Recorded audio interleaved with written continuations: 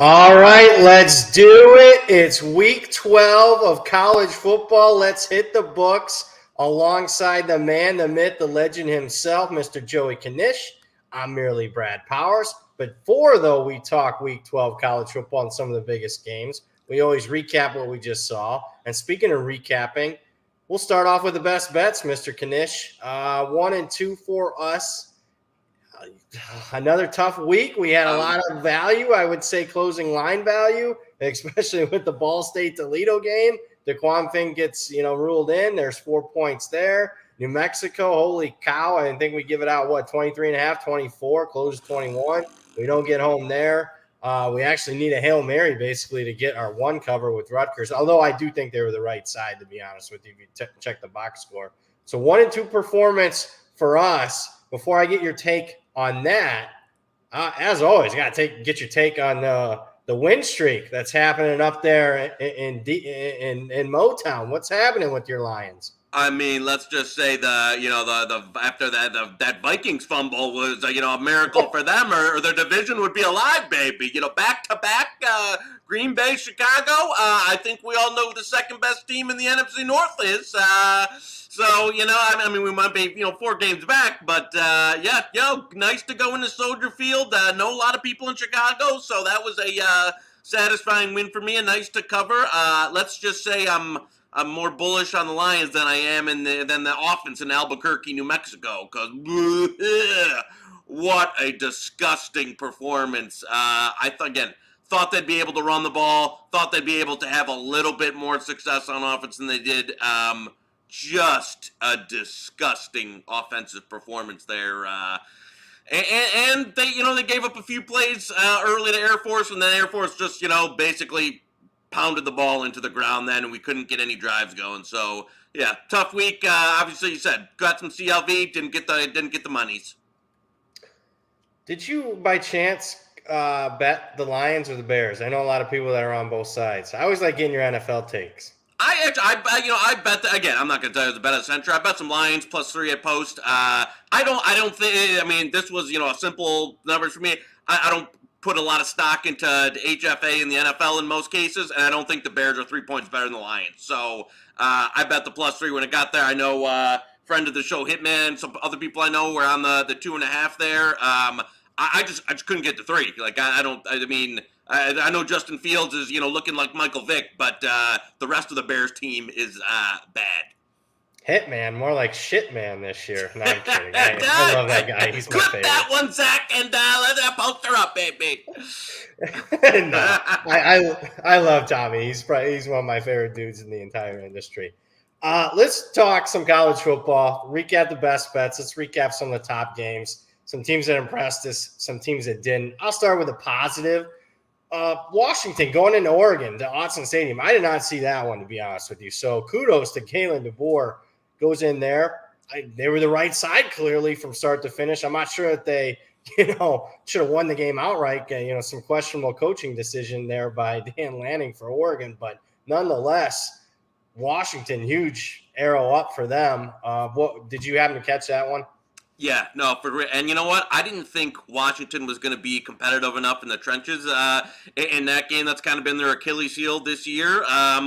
But it basically didn't seem to. God, when Michael Penix is on and looking right, you're like, man, can this guy, he's got pro quarterback tools. I mean, he looks in the right system. He looks fantastic.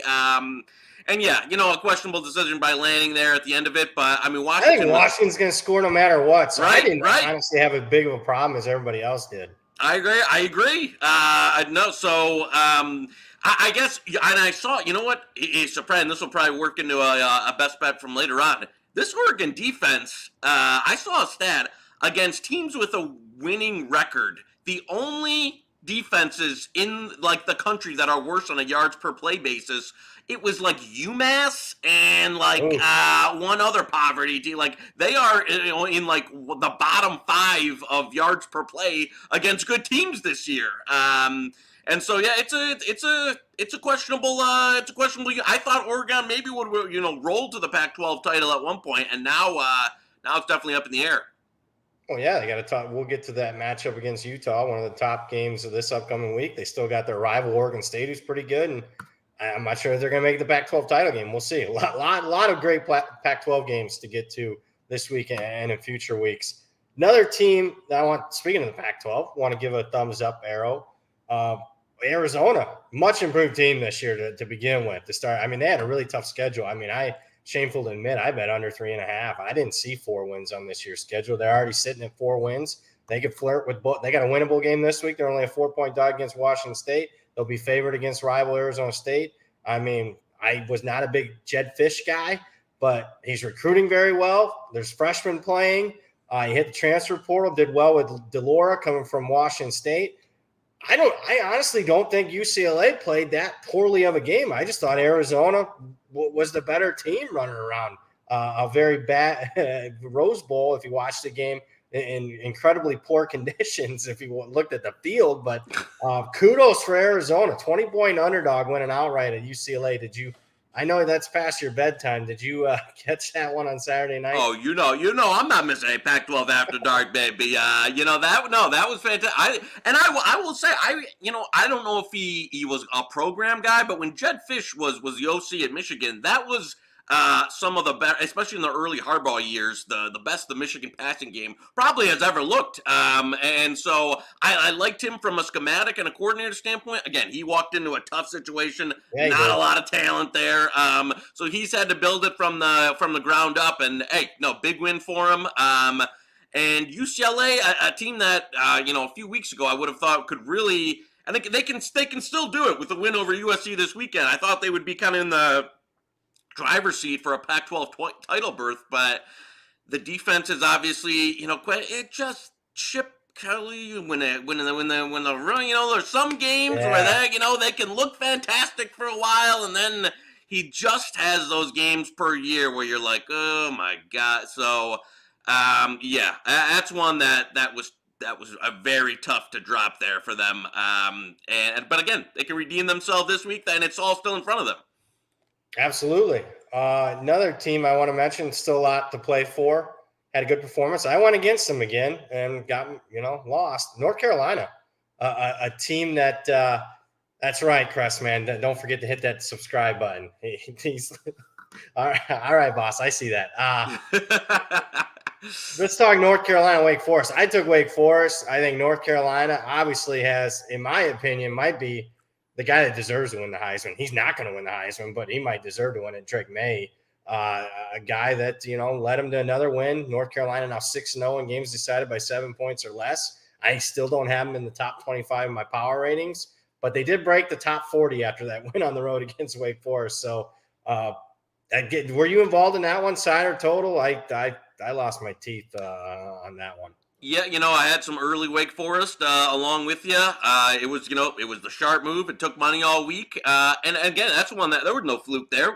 North Carolina probably should have won the game by double digits. That was, and again, I don't think one of these shows has gone by where I haven't made like a Gene Chizik, a joke here on the show. Hands down, the best performance UNC, even giving up that 34 points to hold Wake Forest down. For a lot of the second half, a decent portion of the early game.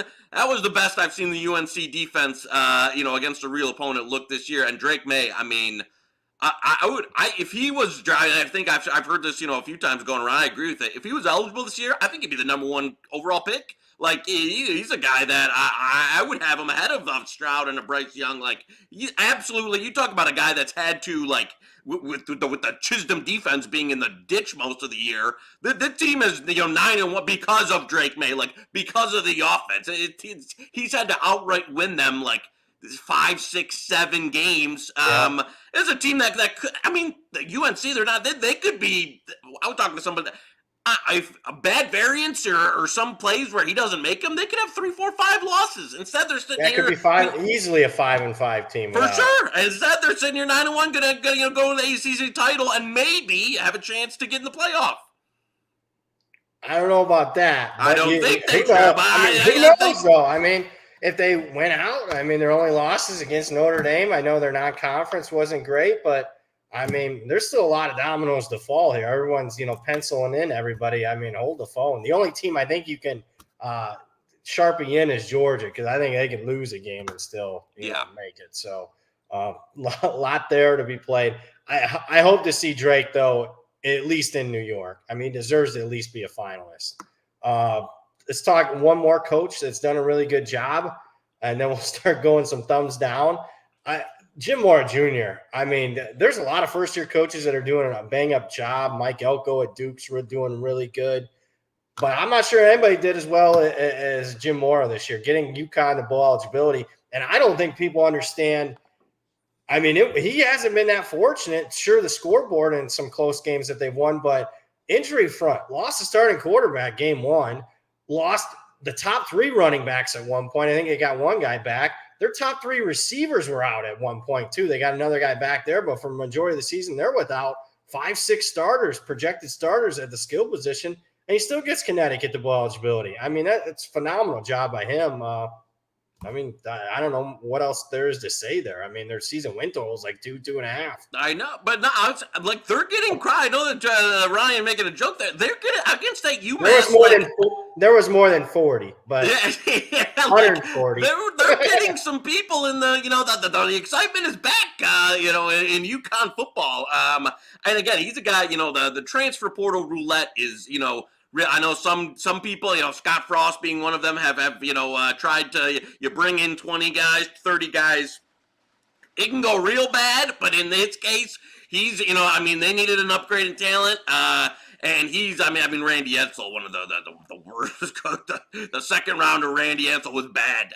And so for him, year one to make a bowl, it just insane. I don't think you're probably not going to win Coach of the Year, but I don't know who's done a better job. And a guy that, if I'm being honest, Jim Mora, like when they hired him, he's not a guy who I don't think his stint at UCLA was super impressive. So I wasn't totally on the wagon, but I mean, to get this UConn team to 6 wins with the injuries, I mean, come on, just almost. I would have lost a lot of money on an alternate, over 5.5 wins for this UConn team. Yeah, I would have too. I was also in the same boat, questioning the hire, not sure if it was a good fit. I will say this: pay attention to like coordinator hires and other hires, in the offseason. I did like a lot of the coaching staff he assembled. He took the main head coach. The main head coach decided to be his offensive coordinator. So obviously it's an area of the country that's, he wasn't very familiar with, although, he'd been in Bristol, Connecticut for a while, working for ESPN for a few years. But getting guys like that to fill out your staff that know the territory, know some of the advantages and most of the disadvantages to a job like that, I thought he did a good job there. So again, the main, I know this is in the weeds for a lot of people, but the main program when he was the coach was the best they've been in a long. Since then, it's really hit the shits here in the last couple of years in Maine. I agree with you. And you're getting that Northeast. It's kind of a niche recruiting area. It is. Not a ton of talent. You really got to go find it there. To have a guy that knows the landscape and be able to kind of bring in some of the players around there, they've done a nice job. It is in the weeds, but I'm telling you, with all the staff turnover, the transfer portal, I mean, that's where you make your living, is in the weeds anymore in college football with so much turnover. Let's go to the negative. Unless you got a couple more positives you want to mention. There's a ton of outright upsets. Any more positives? No, I don't have anything. I like, more Duncan. Let's get to the negatives because, we got a long list here. Texas. I mean, I guess I could have went positive saying, hey, TCU, that's their best win. I doubted TCU. I still doubt TCU, to be honest with you. But defensively, they did their job. But to me, it was more of a negative takeaway. Texas, a huge home game, a touchdown favorite, all the recruits in attendance. And you can't score an offensive touchdown, Steve Sarkisian, against, I still think, is a questionable TCU defense. I mean, everyone talks about TCU's defensive adjustments in the second half of games. The biggest adjustments are that they're normally facing backup quarterbacks. Quinn Ewers is bad. Is he hurt? Like the difference between early season Ewers and what he looks like right now, I'm surprised that they didn't put Hudson Card in there in the second half for some series. He is, I mean, you're talking about like he can't complete 40% of his passes right now. And they're not short on talent on that offense. They've got some playmakers there, and they weren't able to run the ball at all. I mean, this is a game that you thought Bijan Robinson would just be able to eat against TCU. They weren't able to run the ball at all. I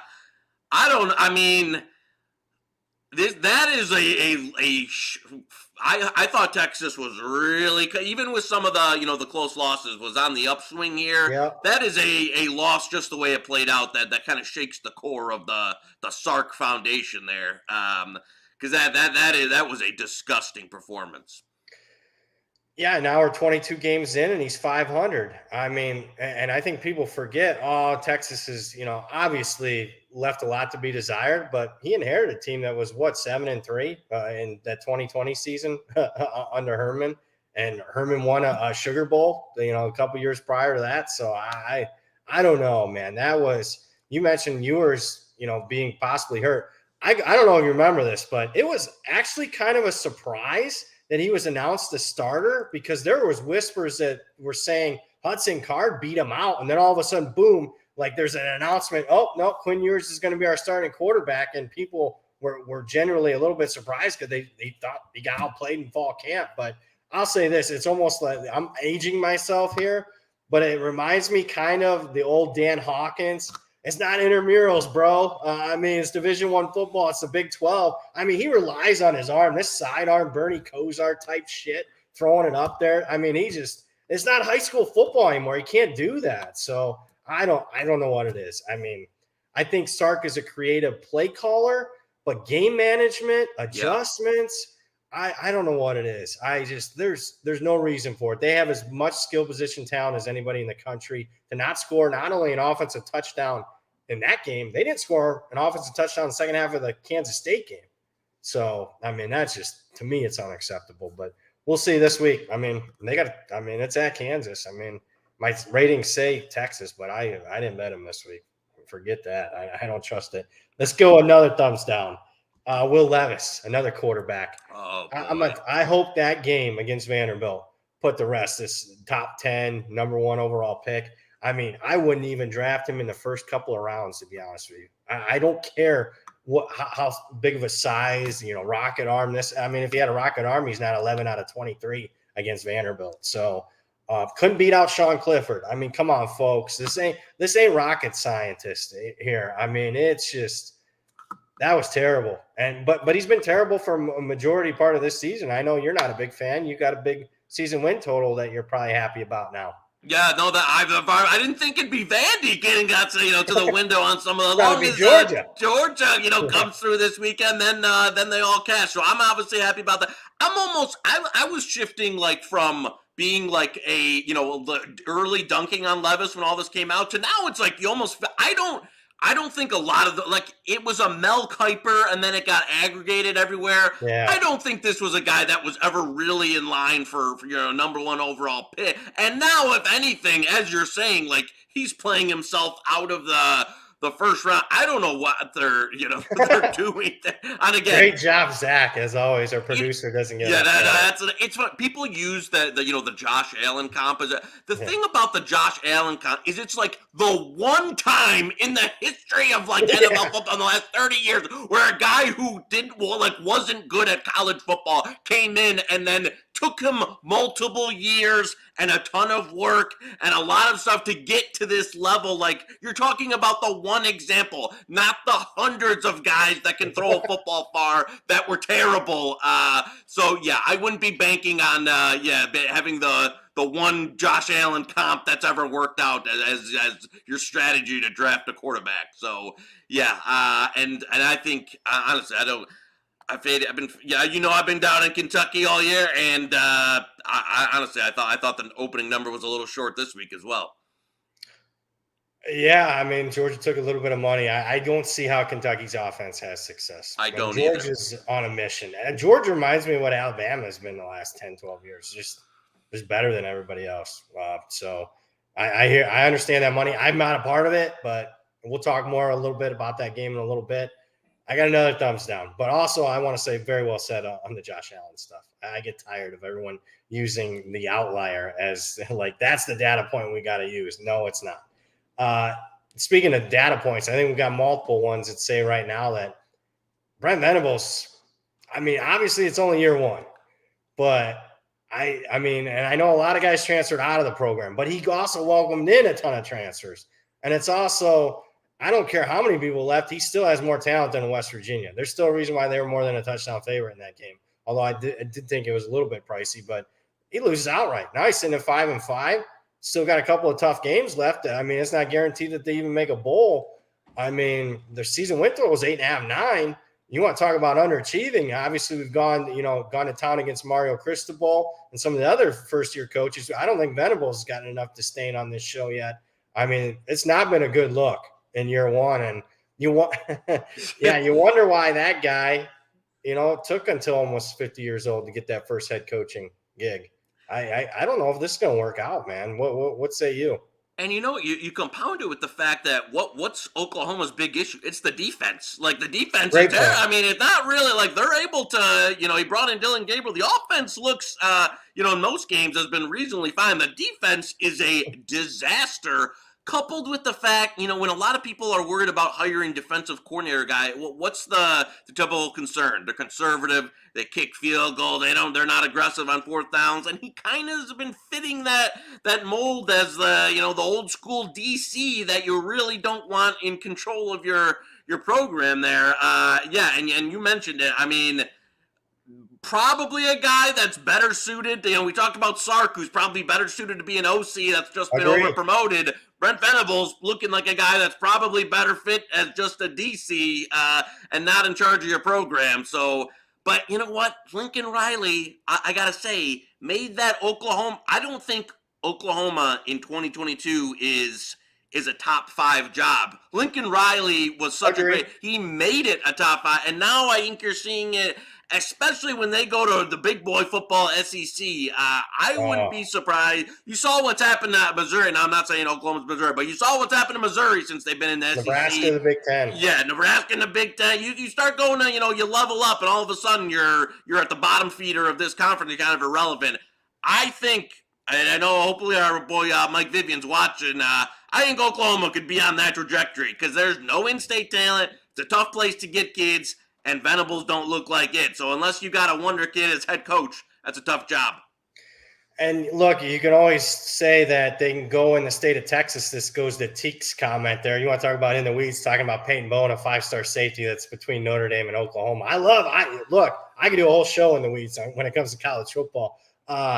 But here's the thing with Oklahoma, Texas recruiting, it also doesn't help when a lot of the Texas programs have their act together, like the TCU, the Baylors, the Texas Techs of the world. When they all have their act together, they're not stealing a lot of guys from the state of Texas. So, and then obviously, A&M's paying anybody that will listen, even though it's not working out on the football field. I'm going to recluse myself from talking bad about Jimbo at least one more week. That's a recurring theme on this show. So I didn't bring up a thumbs down arrow for Texas A&M, but you're right. Oklahoma's trajectory, I don't think it's a great look for them to go to the SEC. I mean, now instead of having a talent advantage in 8 of your 9 conference games, now you're going to be equal at best, if not at a talent disadvantage for at least half your games. So it's not trending well for the Sooners. Speaking of not trending well, how about that? I got to mention it because I wear the hat. I will say this, and I'm not sure you watched the game. And I know second half of this game. The second half of the Notre Dame Navy game, I've been watching Notre Dame football my whole life, 30 years, and at least since I had a clue. I'm a lot older than 30, but that was the worst performance I've ever seen Notre Dame play. I mean, 19-0, they get outscored in the second half. I know you're up big, but the offensive performance in the second half, I mean, they couldn't even get a first down against Navy. I mean, it just, that game right there summed up what Notre Dame football is in 2022. They are a box of chocolates. You have no freaking clue what you're going to get on a game in and game out basis. You don't even know what you're going to get during the game. So just some inconsistency there. We'll talk Notre Dame. I'm anxious to get your thoughts. They're laying yet another big number, even though they're 0-5 as a big favorite this year. Laying another big number. I know BC stinks, but my goodness, I can't lay 21 when Notre Dame has a quarterback like Drew Pine. Did you happen to catch that second half at all? Yeah, I actually, again, we were on some Navy last week. We talked Yep. about, both of betting early in the game. I'm like, this is sunk. Like, all right, Yep. the ship. I'm losing another triple option game. I'm gonna lose my. And then you said the second half just totally different. I mean, they couldn't gain a yard. Navy's making a run at it. They're towards the end of the game. You're like, do they have a shot to win? So. Yeah, this is. I wouldn't be surprised if our guy Tommy Rees might be looking for some new employment come the offseason, because I don't know if the program's gonna be like that. But then you're like, a lot of the then how much of the recruiting class is tied to Tommy. So yeah, Yeah, we'll it see. looks like they're gonna pick up a quarterback from Pittsburgh. You gotta love Narduzzi and Signetti. They have like a great 4-star quarterback committed, and then he decides to watch that Pittsburgh offense this year. What an idiot to go to a run-based offense, and then you wonder why your quarterback's going to decommit. It's unbelievable. So that would be a positive, a feather in the cap. And Notre Dame's got the quarterback room. Looks like it's getting better in the future. I will say this, though. When you're down to a quarterback like Drew Pine, you're going to be inconsistent. The kid sucks. So I don't know what to say. So I'm not sure it'd get better this year. Although I'll say this. I could see Notre Dame losing to Boston College as a 3-touchdown favorite and then turn right around and beating SC. So, I mean, I'll be anxious to see what that line is for that game, because I think they can, own the line of scrimmage against SC. Any other games that I missed before we start talking this week's slate of games? One that I got, and I know this isn't on everybody, but Maryland is like in the. I don't know if the Mike Loxley era is gonna. I don't know if Tagovailoa is hurt or what he's playing, but like they can't get. I mean, this was again they brought a ton back on the offensive line. They've probably been Michigan's early in the season, strongest level of competition in any game this year. And it's completely gone off the rails here throughout the season. I mean, Penn State just dunking on them, totally non-competitive. Get goose-egged. The offense has gone to shit. And I know Loxley, we're going to recruit the DMV, baby. We're getting it. I don't know if it's going to. I was not a Loxley guy to begin with. It's been up and down. They've shown some flashes here at the end of the season, though. It looks rough. And I don't know if Tagovailoa, if he leaves, what do they got coming back at quarterback next year? I'm not sure Maryland, and again, I don't know how hot the seat is. I don't know. It's not exactly the biggest football school in the world, but I was questionable on the Loxley here. And I think anytime they've tried to turn up in most, big games or be consistent for a level of play for a while, it hasn't worked out.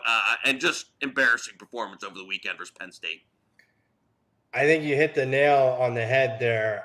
I'm not sure Tagovailoa is healthy. Remember, he missed a game and a half. Yeah. Didn't look right last week. And to go towards this week, a lot of money on the Buckeyes already. That spread seems a little high with the Buckeyes heading towards a 28-point road favorite there.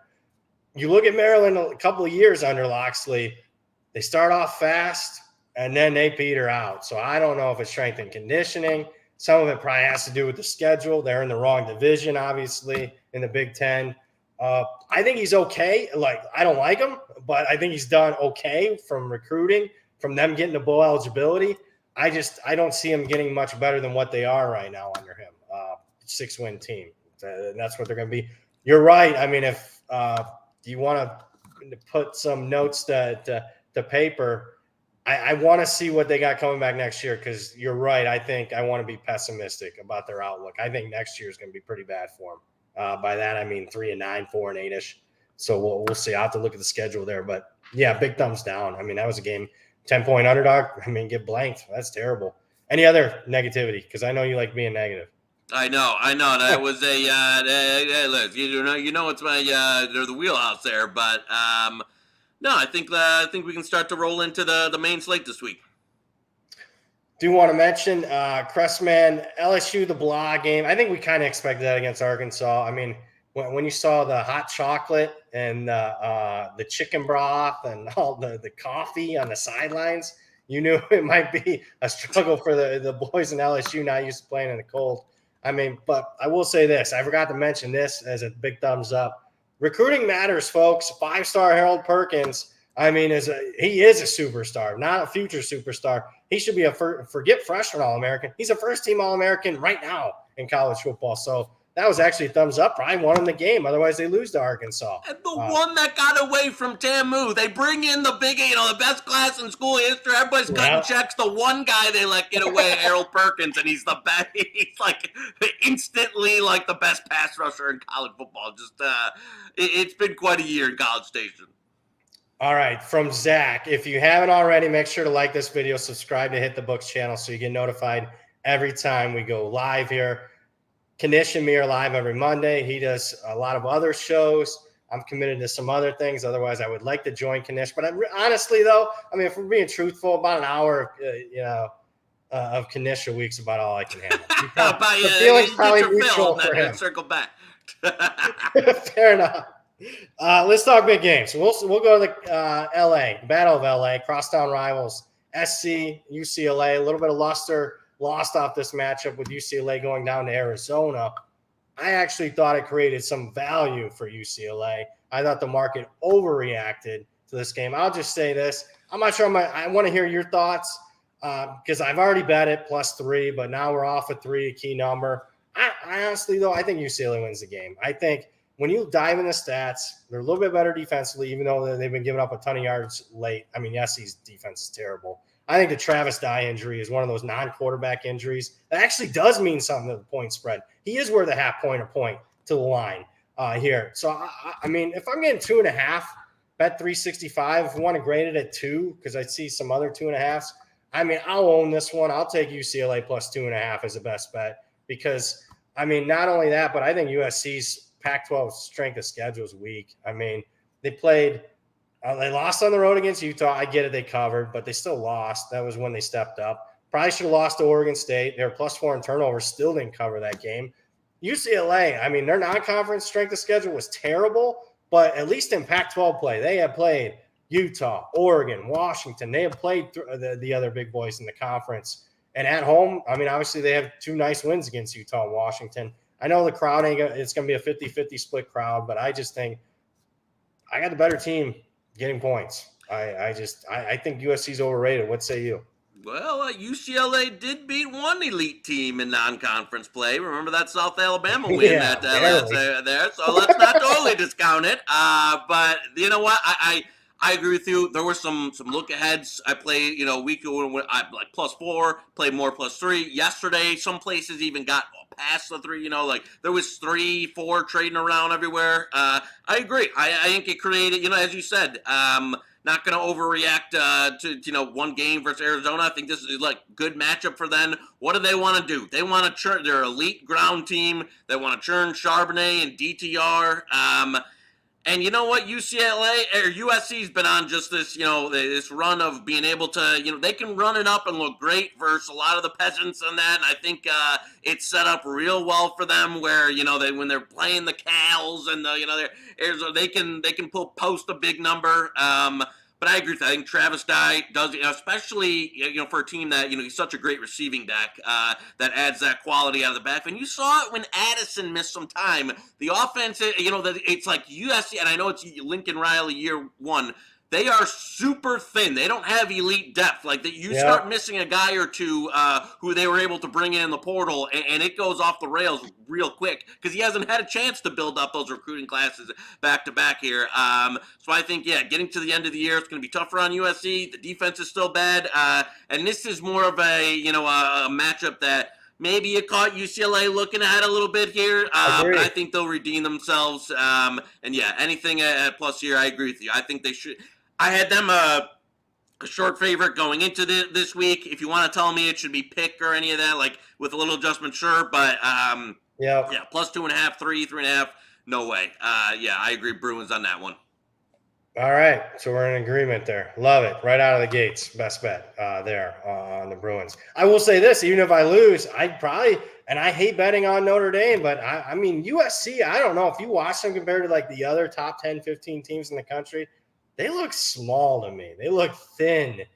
I mean, I think playing like a middle linebacker who's like 200 pounds. I look at the guy; he's like 6'4", like 200. Like this guy should be playing like a tight end or something. He playing middle linebacker.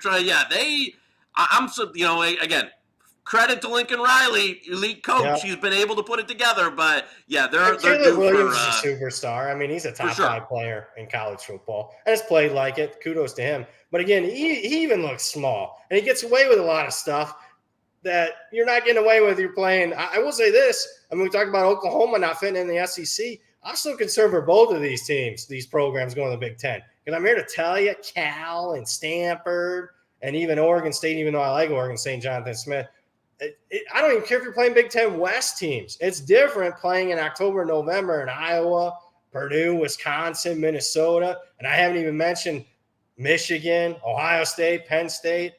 I mean, I think it would have been better if Lincoln Riley could have owned the West Coast for a decade, if SC would have stayed in the Pac-12. In the Big Ten, I think they're a 3-loss program. That's just I agree. It's a different ball game when you're playing, in December in Ann Arbor or Des Moines, and there's some 300-pound white guys are pounded on you, all game there trying to run pro-style offense versus Cal, who give you up 800 yards. Fair enough. Let's talk another big Pac-12 game.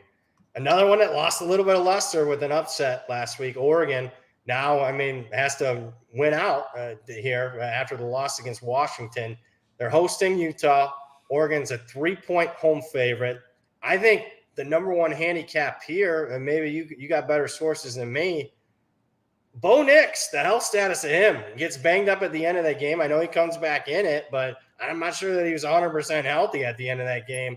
Have you heard anything about his health status for this one? Because I don't know. In some instances, I can make a case for both teams being the right handicap here. What side are you on?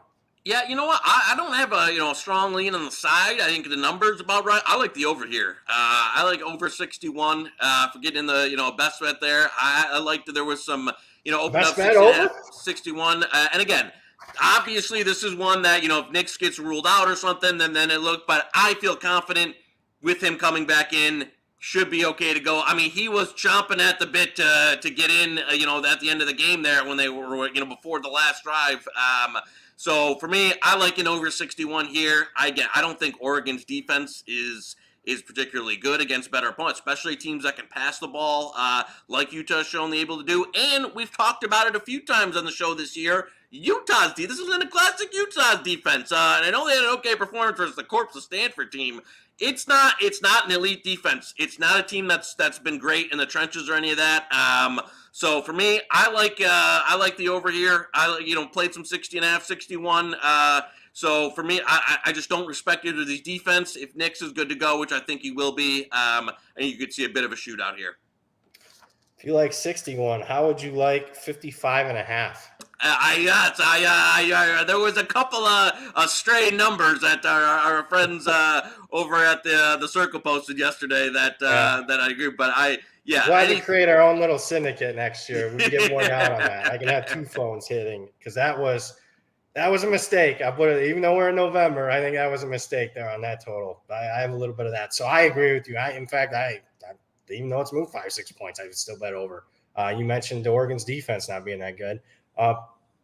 Utah will be able to take advantage of that, and I don't think Utah's defense is good as what it's been in past editions. And look, if Bo Nix is healthy, Oregon's offense is top 3 in the country. It's right there with Ohio State and Tennessee, one of the best offenses in the country. And they didn't lose the game last week because of offense. I'm here to tell you that. So, all right, I like it. 2 best bets out of the gate. Last week we were like, at the end of the show, like, do you got a best bet? I don't know. We got 2 already. How about, I'm not sure if we'll have one on this game. Another, health status game I want to check into. Illinois and Michigan. Michigan's up to 17.5 point favorite here, even with a low total. And actually 18 now. I'm looking at Don Best. I'm hearing Brown might be out for Illinois. Got banged up. It was pretty bad at the end of the Purdue game. Did you hear? Is he definitely out for this game? Is this why Michigan's taking money? Bert is a guy who on injuries has no problem. You bold-faced lying to the media. He's lied to. There was a game earlier in the year. DeVito was not going to play. Minnesota game. Yeah. So I don't really trust anything he says. It looked bad. Like at the end of the game, it was very it looked bad. I would be skeptical he plays. Bert says, they're tracking to play. But I tell you what, this is a game 3-4 weeks ago, I would have told you that, Illinois matches up well versus Michigan. It's going to be a tough. They have really started to come unglued here, for the Fighting Illini the last few weeks. And I agree that this is one in the look-ahead markets was trading around 14 for a while. Now it's steaming up, but these are two teams on two very different trajectories. And if you look at what Illinois, they can't throw the ball downfield. And if there's been a weakness in the Michigan defense, it's been when you can throw the jump balls, throw balls downfield, challenge them, challenge the secondary. They've got some shorter guys in the secondary. Illinois, especially if Chase Brown's out now, their passing game is usually, it's all very, short stuff, bubble screens and that. Isaiah Williams, they don't have guys that can really stretch the field. They're not going to be able to run the ball, especially with Chase Brown against Michigan. I would, if there's anything here, I'd even look a little bit to the under. I mean, Michigan's passing game has not been clicking in the last few weeks. They've been content to just line up and pound the football. Again, it's one that a couple weeks ago I was looking towards an Illinois play here. Can't get there. Even at the number now getting up to 17-18 with no Chase Brown, with how Illinois' passing game cannot stretch the field. I just can't get there. I think Michigan can lean on them, and then I don't see Illinois being able to do much on offense. So it's probably going to be a pass for me, a slight lean under. I did bet under 44.5. I took a little bit of Illinois. I didn't know how serious the Brown situation was. I would, me personally, I'd still lean Illinois because Michigan gets up. Are they really going for margin? Although, Harbaugh went for margin last week. He had no sympathy for a Nebraska team with a third-string quarterback. He's kicking a field goal with instead of smashing it into the line, giving it up on downs, he's kicking a field goal to go up 31, covering a lot of numbers if you backed Michigan last week. So that concerns me a little bit, but I think Illinois can match up defensively and somewhat limit Michigan's offense. But you're right. How does Illinois' offense score 10 points here? I'm not sure. Yeah, I know it's been, and I agree. The big thing in McCarthy. He against Hawaii, you get a bunch of explosive plays. It looks great. It's really regressed here the last few weeks. That they just haven't been able to hit plays downfield, and again, they're going into this against the Buckeyes. I agree with you. That's going to be but it's been super vanilla. They're just handing the ball off. They're using 5 backs. So yeah, I agree. I like your underplay. What's the best number there out there? 43. I would have liked 43.5. But when we talk it out though, how does it? I don't see Illinois getting more than 10 points here. So I just 31-10, 27-10. I can see a lot of that. No, I agree with that. I would have, again, those when you're talking about these, end of the year, the thin margin, especially on totals like this, every half point is critical. I agree with that. 44 and a half would have liked it. 42 and a half, 43 is thin, but I'd still lean under there. What is you getting some pronunciation? Steven Robinson in the chat. He likes to ask on Illinois. Let's Illinois, baby. Fighting Illini. There you go, baby. Goodness. Oh my God. Can't win with anybody. But that's funny. Look at everyone getting up on you. The object of this one is to win bets, not make correct pronunciations. That's funny though. I do like that. Let's go to another one. We talked about him a little bit earlier. TCU, 10-0 TCU now.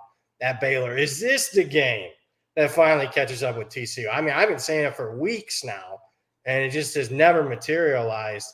Is this the one that they should be worried about at Baylor? A Baylor team that looked feeble against Kansas State last week, getting blown out at home. I would like to, think maybe, but the number's short. In fact, the early money's on TCU, and I don't blame it because, I thought I was relatively short at the open. I was expecting to bet Baylor. Wasn't there as far as the number, so – are you part of the TCU money here, or are you just sitting this one out right now? No, I'm on the fence here again. We talked about this last week with the Texas TCU game. We're like, we're looking to back 10, and the number seemed right. And it's another scenario where I was like, hey, if the number comes in right and I catch Baylor, a home dog.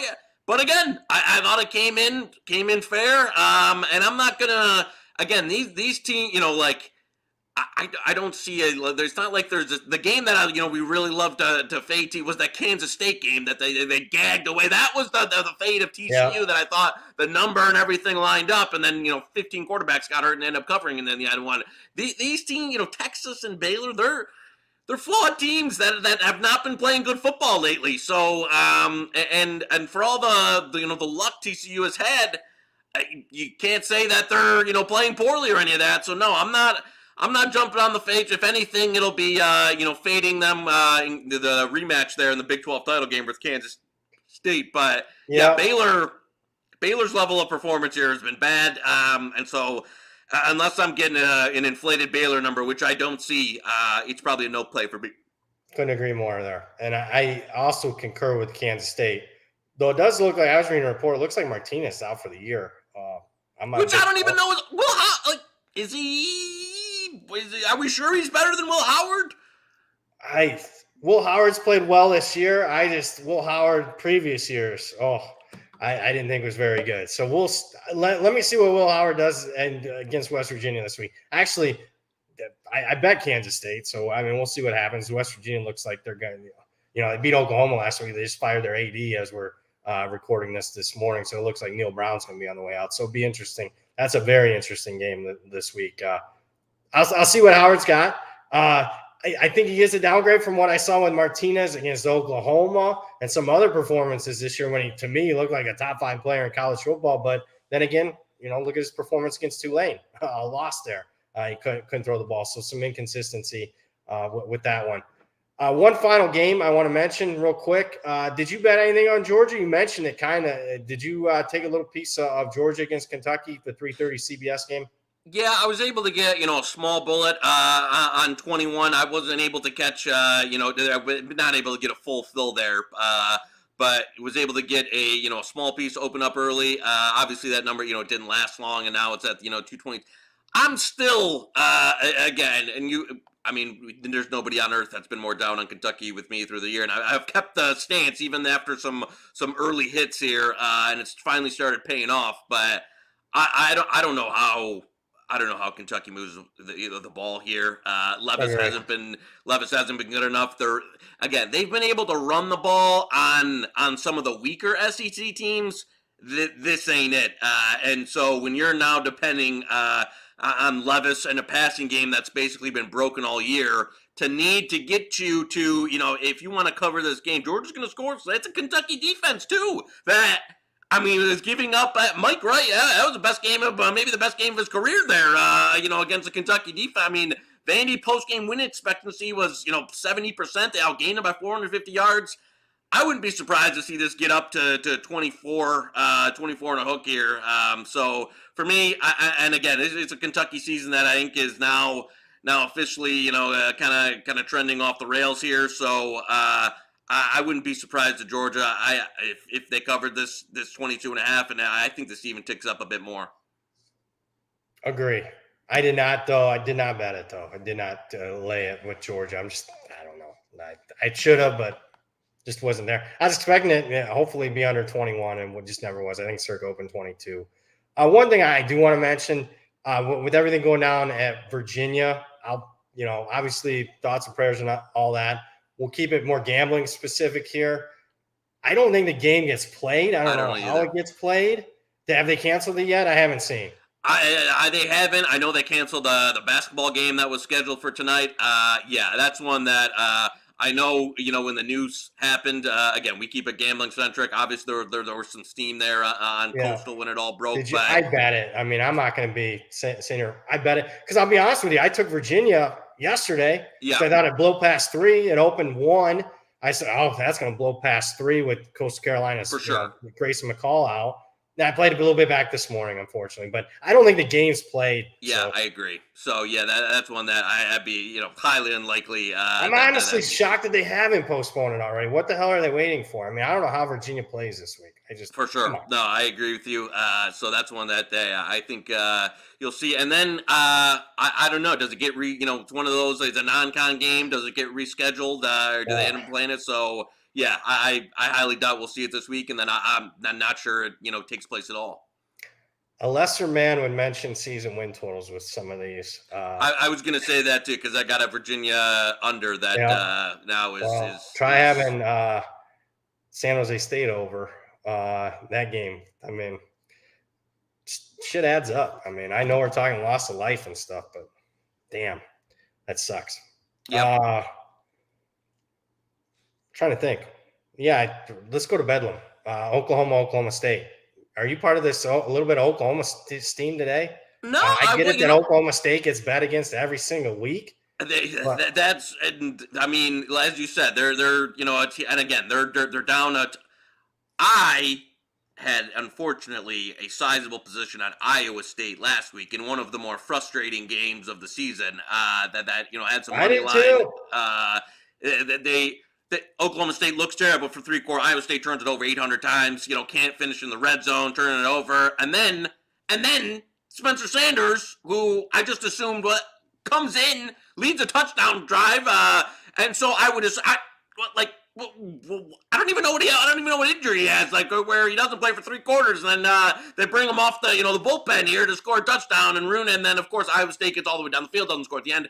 I'm assuming Sanders plays it. I mean, the drop off from Sanders, and I know Oklahoma State's got a lot of other injuries, but Sanders to Gundy or whatever, I mean, we're talking 6-7 point adjustment there for the quarterback situation. So I'm assuming Sanders goes. But it's one I just pass. I don't.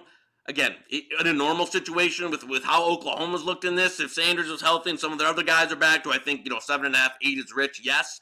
Do I know what? If I'm getting Sanders 100% guaranteed or what kind of level he's going to be at? No. So it's probably one I'm just going to pass on, but there's no way I could play Oklahoma over a touchdown. It would be Oklahoma State or pass now for me, but totally agree. I mean, we'll see. I want to see the injury front for Oklahoma State. If I'm comfortable with it, I'm firing on Oklahoma State. I got the much better head coach. I think I got the better quarterback if he's healthy, and Spencer Sanders, and you're giving me more than a touchdown. I mean, this is off a reputation, Oklahoma favor. And I thought last week's line was more reputation for Oklahoma.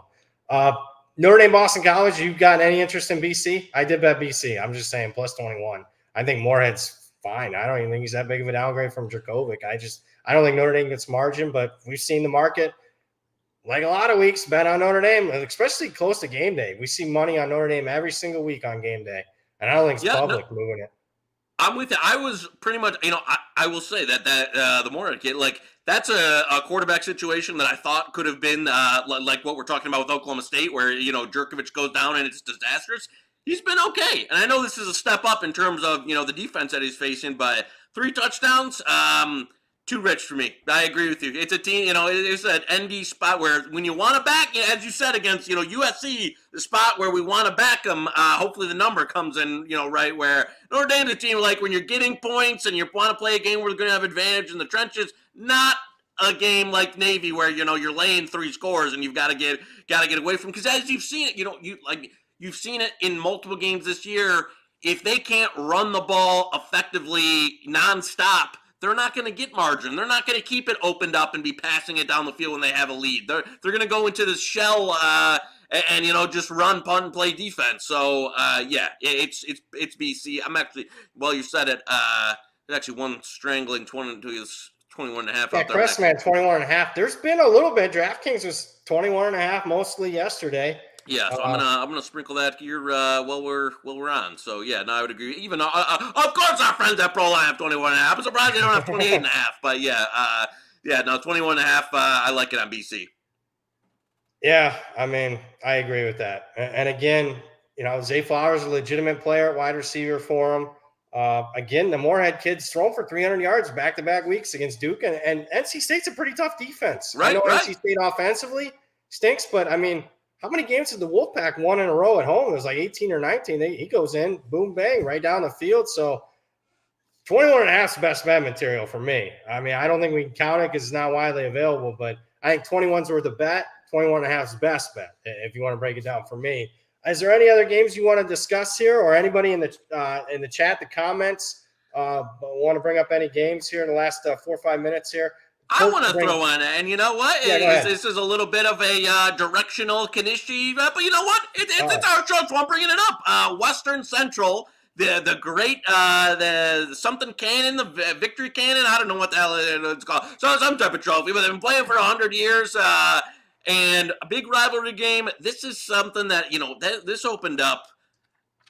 Like where is it here? I think it opened up around like under a TD, and now there's some circus trading, like open up 8, 9 most places. There's even some early look ads are under TD. This is now circus at 12. Yeah.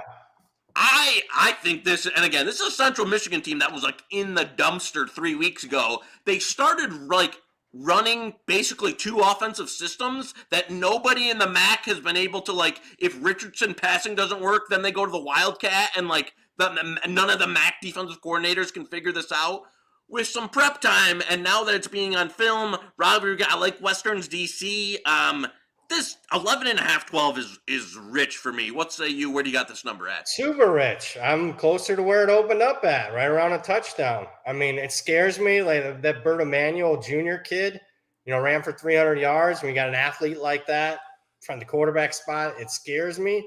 But I mean, from a pure numbers perspective, where these two teams have been, I just think it's a significant upgrade. I mean, I know some of the people that are behind the move, but I mean, you could have talked me into 10 at the absolute highest, but not blowing through 10. I'm not sure. I agree with you. This is one of the biggest overlays I have in my power ratings this week. So rivalry game. I mean, like you're talking about. I mean, if this game was played, like a month, 3-4 weeks ago, it's like pick.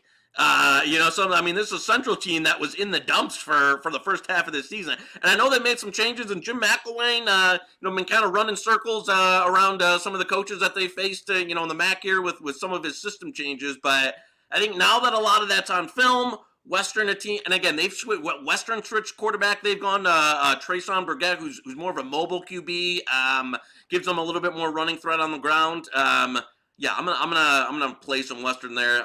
Glad you agree. I'm not gonna some of these MAC games like feel like a random number generator with the results, but it's too rich for me. What I say with people in the MAC, get the absolute best number you can. Sometimes you'll have 3, 4, 5 points and just pray. I mean, who knows? Yeah. I mean, we had it last week right out here on this show. We had the over. I mean, we got 4 points. 22 punts, it lands 49. Yeah. A game that like literally anything could have gone. We needed one thing to list. So yeah, that was a fun. And I'll tell you, I'm on the Toledo over again this week. It's up. It was 47.5. There was some 49, still 49 out there somewhere. I played it again. Listen, I don't think Toledo totals, especially with Finn back, should be in the high 40s. And I know there was a lot of pun. Bowling Green's been okay, but Bowling Green is a better offense than Ball State, and we're getting the same total as last week, and we know Finn's in. I played the over again. I'll go back to the well. I don't care how many times the MAC can hurt me. I'll keep going back. Yeah, Kirk in the comments, overs and MAC. I mean, I'm with him. I mean, I bet the BG game over. I bet Ohio over. I bet Western Michigan game over. I bet Miami, Ohio over. Now, I got to check weather. I mean, I grew up in that area of the country. Maybe that's a concern, but I thought come on back, baby. It's a beautiful here. A little brisk 40 degrees and sunny. Nothing bad. Nice and chilly for you. There you go. I'll be back that way. January 1st. I'll be there for the opening for Ohio. I want to see what the hell is going on there. So nice, I will be closer to your neck of the woods. A couple games here. Mr. Muscles. I like that. It's on Western Kentucky from Ethan. You know what? I agreed with it. I took 7.5 yesterday. 6. I mean, I don't know. Who knows with Auburn? Certainly, they got more energy and stuff there, but I think people are overreacting. They beat freaking Texas A&M 13-10. They want to give the job to Cadillac Williams. I mean, I'm sure Alabama fans are rooting for that. So I agree with that. 6. I wouldn't play it now. That's one that if you jumped on the 7.5 there with Mr. Jim Time, then that made sense to me. I actually know some other people that were on. Have bought back on Auburn when it got to 5.5, 6, so a little two-sided action there. But again, you're getting some of these, and I know Auburn, as you said, there's some rejuvenation here. But sometimes when you get these, these American teams that come in against SEC teams. Even though the rating in that you might see some number in the value, sometimes you can go up against these SEC trenches, and I think Auburn does it. Obviously, still has a good defensive line, and the things that work in CUSA and stuff, it doesn't apply to the SEC. So, yeah, I agree. I would have bet 7.5. I didn't get it move before. It would be a pass for me now. But again, Cadillac Williams, I agree. Don't give him the job. You need to keep him on staff, though. I totally agree with that. That's exactly what they should Whoever be doing gets the job, that would be a prerequisite for me is you need to keep him on staff. I agree. Let's talk another SEC Conference USA matchup. Interesting to get your thoughts on this one. I laid 14 with LSU. Thought it looked short. I mean, I know UAB much better than those 5 losses because they're 0-5 in games decided by a touchdown or less. But I know you could say flat spot, LSU, this, that. But I thought 14 was low. What say you? Yeah, this was again. It's one of the. It almost very applicable to the Auburn and Western Kentucky, where feeling like even if you feel like you've got some number value there and a team UAB that's been. Sounds like you like UAB. I part of me, catching LSU in the spot there with 14. But again, I didn't pull the trigger on it. Right. It's one that I know LSU's in kind of a tough spot here where the game doesn't really matter in that, and then UAB's been a better team. But it's one that again, I really, when you're getting these cross SEC matchups here in situations where it's not going to matter to the one team, and again, some of the time, if you're coming in, the UAB, get potential to play for conference championship at some point. To how much are they putting into these games? So it's one where I've really got to like something here to play these. So it's one I stayed away from again. New coach for UAB, but historically, they have not been good in these spots against SEC teams, where the market's like giving them a ton of respect against the Floridas, the Tennessees of the world, and they have gotten crushed in these games. So be careful and at least go back through and see some of those results. Weren't that good on short spreads. Let me look here.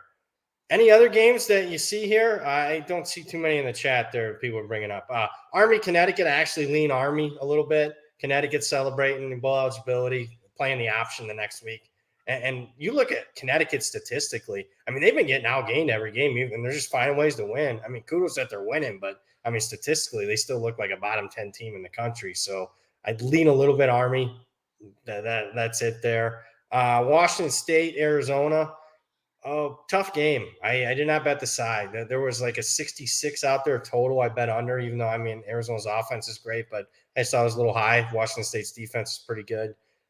That's all I did there. Any other games I'm missing here? What do you got on the Friday night special? Anything South Florida, Tulsa, San Diego State, New Mexico? There was a bad total in South Florida game. I was going to say that is one of the more questionable ones I've seen this year, to be honest with you. Yeah, 52.5. Thank you. I mean, we'll see if it wins, but it should. And even though Tulsa's, South Florida's got an interim coach, but their defense is terrible. Tulsa's got a backup quarterback, but I think, after a bunch of disappointing performances, they can stretch their legs a little bit. I hate to admit it. I mean, maybe I'm a degenerate. I took New Mexico plus 14.5. Somebody took 17. Whatever. I just know it's going to be the week. Hell, New Mexico's going to win one of these games outright as like a 3-touchdown underdog. It'll be the week that I don't bet them. So I did bet that. I lean that way. I mean, it's not one of my favorite bets. I see another question for a Thursday night game. Steven Robinson in the chat, Tulane SMU. Tough one, short week on the road. I mean, I think it's a solid number 3, and we haven't seen it move. Did you bet that one? It hasn't moved at all, really, side or total. No, I probably, honestly, I think SMU is small, but I think Tulane matches up better with SMU than they do UCF. SMU is not very good in the trenches. Agreed. where kind of Tulane, where UCF is much better. So, yeah, I agree. I thought the number was right at 3. I didn't have any action. I did play at a Joey Mountain West here, a big clear eyes, beautiful mountain. I laid some UNLV when it was under 8.5, 9. I still think there's actually a one, flat 10, couple flat 10s still around. I think it's still good at 10. They are bad. This has been a UNLV, a season of 3 parts where like they came out on fire. They had a ton of injuries. Now most of those guys have brought back healthy, and I think Doug Brumfield went out, but he came back in the second half. I think he'll be all right. Agree. Hawaii been playing much better, but now I think you've seen kind of that revert where now the number's gone a little too far in Hawaii's direction. So I laid some UNLV there. I think 10 is still okay. It's still a really bad Hawaii defense, and a UNLV team that had some down weeks. That's not much healthier.